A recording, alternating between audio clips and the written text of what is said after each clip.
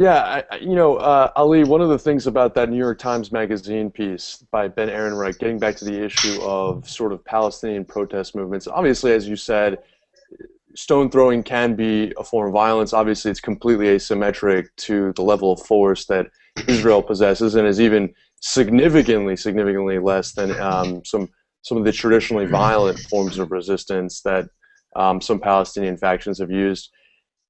When I read that piece, I thought, and obviously I've seen the movie Five Broken Cameras.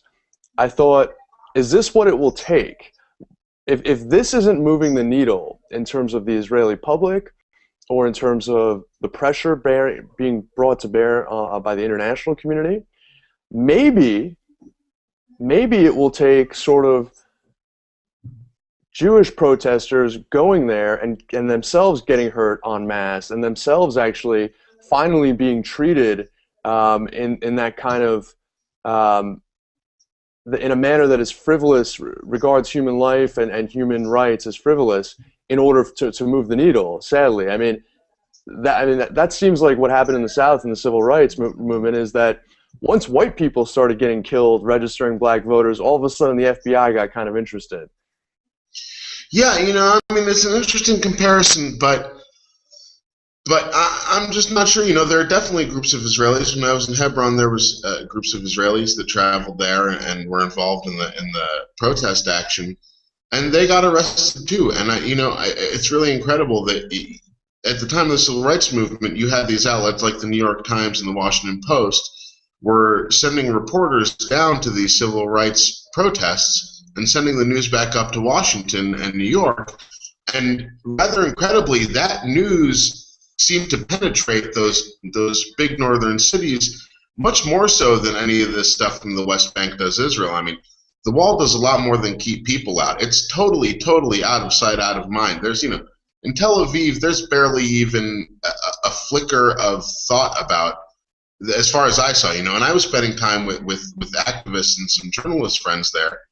And it's just people don't even think about it in empathetic terms like that. I spent my first week here at the Herzliya Security Conference, which is sort of my former colleague Matt Duss once called it the neocon Woodstock. And all these American hawks come over from D.C. and New York, and they join all their Israeli buddies, and they have these great meals in this lavish seaside resort. And I have to say, the only Palestinians I saw there were serving the coffee. There were a few Jordanian businessmen and a former official who came and spoke at the conference. But this was a really almost exclusively, sort of like an event of mostly white men and women. And there was a little bit of talk about the Palestinian issue, though not much. Barak Ravid really gave a pretty stunning introduction to his panel on the two-state solution.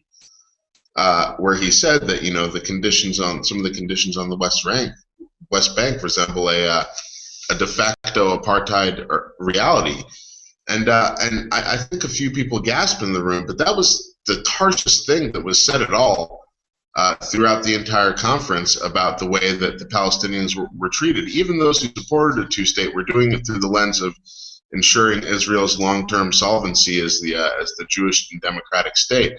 It's not about the Palestinians, which is one of the reasons why Obama's speech yesterday, a lot of people said it was a historic speech. I didn't really think it was.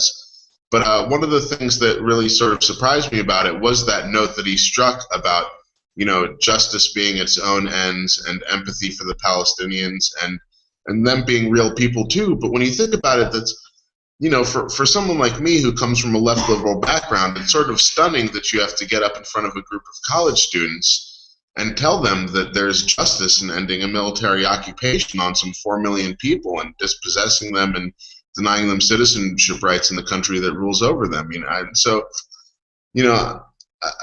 I hear what you're saying, but I think there's still a long way to go in this conflict.